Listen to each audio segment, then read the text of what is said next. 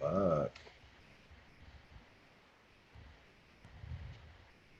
If we can fucking do it.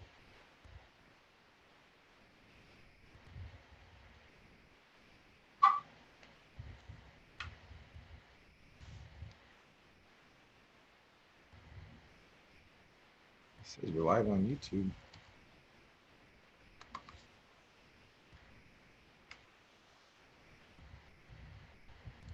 Are we live? Okay. Are we live? Cashflow Chris is live. It says I'm I'm live. here telling the seller that he's fucking crazy out of his goddamn mind. You know what? I'm going to assume we're live. So, what's up, everybody? It's AZ Flip Guys, and this is our episode 97 recap. We just had a crazy roller coaster ride of an episode with our guy Bryce McKinley out of Dallas, and oh man, we want to do a little recap and talk about what they said. So, Shit. if you haven't seen this, go to facebook.com AZ Flip Guys episode 97. It'll be here on YouTube by Monday. How to evaluate a cash flow deal, episode 27. Weird. I don't know why it says that, Whatever. but we're live. Yeah, Man. Let's guys, do so this. I'll change it later. If you guys did not catch the live show, which once again we do every single Friday at noon Arizona time on Facebook, facebook.com/AZ Flip Guys, every single Friday at noon, with the exception of vacation time, which I think we're taking a month off here, and then we have a week off somewhere here, whatever. So anyway, with the exception of that, you can find us every single Friday at noon Arizona time, AZ Flip Guys. So facebook.com/AZ Flip Guys. But for you guys that didn't watch the show, man, we had an amazing guest, Bryce. He made us laugh. He made us cry, literally cry. Like for reals, people were fucking crying. Shit, he almost fucking cried telling his crazy ass story. Then we had just one of the best schoolings that I have ever had into a sales process, specifically a sales script, and how to break that down, and the little awesome little things that he put in his sales scripts, the NLP type of little neuro-linguistic programmings that he's put in there, and how he did the whole process was just an amazing show. I mean, he literally broke down his 5 steps as to how to get you more deals. And in the whole process of that, we've learned that not only is that going to get you more deals, but his average is actually much higher. So you're going to be netting more per your deals by following these 5 simple steps that you have in every single conversation that you're doing. Specifically for anybody out there wholesaling, a lot of times people, Chris, they reach out to you and me and they say, hey man, I want to get started in the business. What's the best way to get started in the business? What's the easiest way to get started in the business? Fucking wholesaling. Yep. Wholesaling. So if you're going to be wholesaling, specifically if you're going to be cold calling, which is a great way for you to do with no money out of pocket, or being able to do this virtually, as he was saying, he has been doing this for I don't know how many years. He has a buttload of transactions, and out of all his transactions, he's only gone to the property 3 times. Yeah. Everything else he's been able to do. Yeah, it was a necessity. He actually had a non-compete with his previous partner, and so he had to go virtual. He couldn't sell in his own market. So yeah, when you guys watch the video, you're going to see that he was a master salesperson for Ford. Was that right? So he started at his own at a small dealership. He moved on to Ford, and they started implementing his sales. So that just shows you the power of it, because sales is sales. But he took that from the car world and moved it to the real estate wholesaling world. And I bet you make a lot more money selling real estate than cars. Not that cars are a bad way to make money, but real estate's pretty far up there on as far as. Well, and the great thing about him is, as I was saying on the show, he was able to create a sales process, a script that was not only very successful for him. He was talking about how the national average for a car salesman is about 17 car sales per month, and he was doing upwards of 50 car sales per month consistently, which is more impressive. Than one a day. Like, think about that. So impressive that Ford actually brought him over there and said, we need you to train our people. So impressive that other dealerships started taking this 5-step process and implemented into what they do. And now that he's implemented it into real estate, specifically for real estate wholesaling.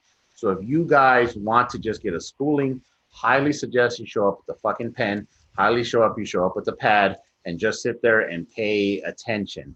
You know, we probably spend the first 45 minutes or so going over his story. He's got a crazy, amazing story, which goes to show you that regardless of what you think you're doing, regardless of what you think you are, regardless of how bad you think you have it, I almost can guarantee you that you did not have it as bad as this guy, especially some of the shit that he shares, man. It was just insane. Really but we spent about 45 minutes on that subject, and then we start getting into the subject of real estate and specifically into his 5 steps, which have just been an amazing. So his story's awesome.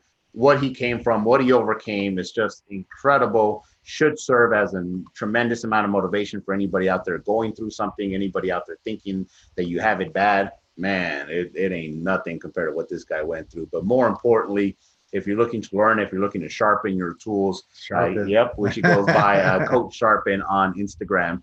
Sharpen is his little tag that he had on his hat. But nonetheless, if you're looking to sharpen your tools and be able to close more deals and get higher profits, specifically from just having conversations with these people, this 5-step process that he laid out is just fucking golden. He had so many gold nuggets, man. Like, what were some of the real big takeaways that you had? Well, the big thing that I had was just being very strategic with what it is that you're doing. So one of the things that I love the most is when he was role playing with Chris. Cashflow Chris here was pretending to be the seller. And he said, all right, man, talking about his family, talking about work, talking about his hobbies, talking about all these things that had nothing to do with the property. Then he said, all right, man, so it's about to get ugly. Let's talk about the house. He basically, and now he continued on. He's like, all right, well, tell me what's up with the house. Chris, the seller, didn't even realize that he was now mentally shifted and programmed to start looking at what's wrong with the house. Because Bryce said, hey, we're walking into the dirty. It's about to get dirty here. He knew that if I said this, I'm going to be able to make him think this way. I'm going to be able to start putting these what did he call them?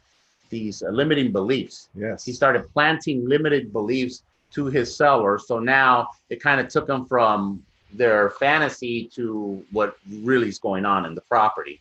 And that was one of the big takeaways. The second one was actually where he spent the majority of his time. So it was a 5-step process. The large majority, 80 to 90% of his time was in step number 1, which is something that he called form. And it was basically just talking about other shit that had nothing to do with the actual property, getting to know the seller, getting to know what it is that they want. And specifically, it was family. It was occupation, recreation, and then eventually leading to motivation. But what I liked about that is when he was describing that, he said family, occupation, recreation, and motivation. And he purposely separated these 2 things. And the reason why it's so valuable is because with this hand, with the family, occupation, and recreation, these 3 things was what he used to eventually figure out their motivation. He didn't just walk in and say, hey, why do you need to sell your property? Because whatever reason they would have told him would have been full of shit anyway. And as we discussed in our show, most people don't really even know what they want for the property. They just pull some number out their ass, something they saw on Zillow. My neighbor sold for this much, so right. But they don't even really know. So he doesn't waste his time there. He spends a lot of his time getting to know them. And then what I liked about that was every time he asked a question, so tell me about your family. How many kids do you have? Well, I got 2 kids. Oh, boys or girls? Boys. Oh, boys. Awesome, man. That's great. Are they in any sports? Right. So he did what is known as rack. How exciting. Yep. Like he did it all the time. He's huge with emotion. And whether it's down, like, oh, that's so bad. Oh, how exciting. You know what I mean? Like he uses voice inflections. He uses the actual words and neurolinguistic, right? Yep. Isn't that what that's all about? But the big thing was that he was constantly racking it, which is another word for asking questions. He did. So he would say back over and over. He would say, hey, Chris, like how many kids do you have? 2 kids. Awesome, man. Boys or girls? Boys. Oh, great. That's great. Are they in any type of sports or anything? I figured there might be sports. Oh, yeah, they're in soccer and baseball. Soccer and baseball. Oh, man, that's awesome. That is great. So he's constantly asking them questions about what they said and reaffirming with them. All of these things consistently spent on family, occupation, and recreation, never once asking about the motivation. But while he got to know this whole process of their family, their occupation, and their recreation, people started literally telling him little bits and pieces about what their real motivation was. That then he can go back in the future when he actually went for the close and started picking back at some of those pain points that they had mentioned through the form technique that he did. Just awesome, man. So yeah, I think between that and then just being able to add the little linguistic, neurologic, just little seeds in your mind. He didn't say, "Hey, what's wrong with your house?" He said, "Oh man, we're about to get into the ugly about it. Tell me about your house."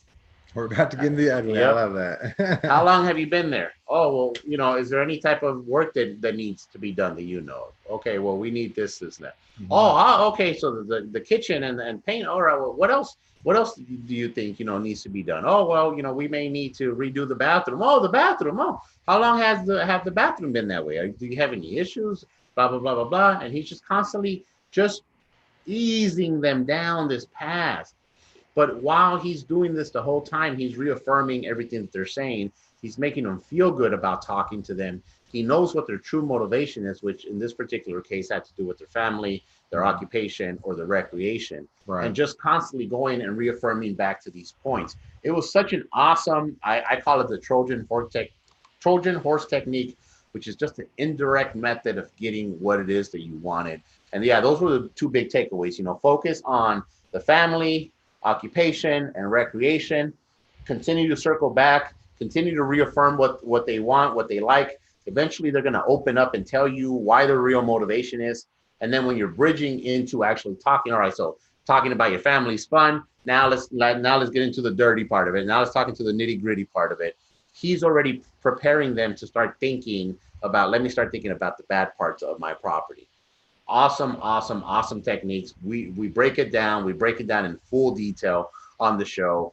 Definitely suggest. I mean, it was a long show. It was a 2-hour show. 2-hour show. Man, yeah. It was completely worth every single minute of it. Fucking awesome. Yeah, from his personal stories to his actual steps. And the couple things that I got from it was, I mean, he's closed thousands of deals, right? So he has said this script tens of thousands of times.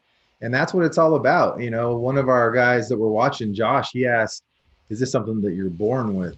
And yeah, a little bit, but anybody can master these types of sales scripts because you just use the words that are always working. Don't try to create your own. Use the words that work and then just practice it over and over. He said he practices every single day. Guy closes thousands of deals. He practices every single day. So if he should be practicing, you should absolutely be practicing. Mm-hmm. And he had a fucking script. Yeah, he was reading straight from it. Using his script. Yep. Crazy. So yeah, that was, I don't know, man. Meeting him in Dallas was just an absolute trip because he's one of those guys. I saw him on Facebook. Mm-hmm. I listened to him, and you just know he knows what he's talking about. So we were really excited to meet him when we got out there. Yes. So anyway, guys, this is the recap. This is our first show recap that we're doing. If we're just trying it out. We may or may not continue this in the future. We may or may not continue this with our guests after we do the show. Oh, we got someone watching. We're still testing this out, and as I said, it's our very, very first time. So let us know what you guys think about this. Let us know if you like this overtime thing that we're doing, kind of like behind the scenes, after the fact show recap type scenario. But if you guys haven't watched it, make sure that you go check us out on Facebook, facebook.com/AZFlip, guys. You'll be able to catch it there. And starting on Monday, it'll be uploaded to our iTunes. It'll be uploaded to Podbean. It'll be uploaded to Spotify. So make sure you download it. The show is under Flipping Fridays.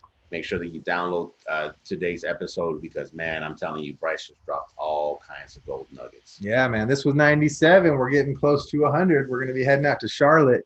So we got a few awesome guests coming up. So definitely go to Facebook, AZ Flip guys. Every Friday, most Fridays, we're here live, and bring in the questions.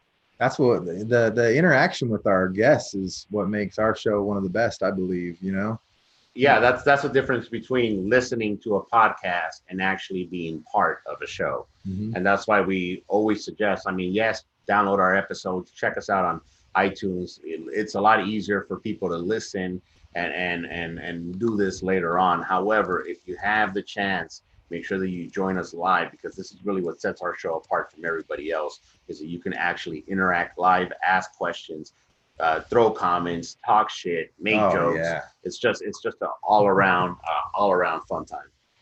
For sure. All right, guys. Well, always reach out to us. Wait for the episode on YouTube on Monday.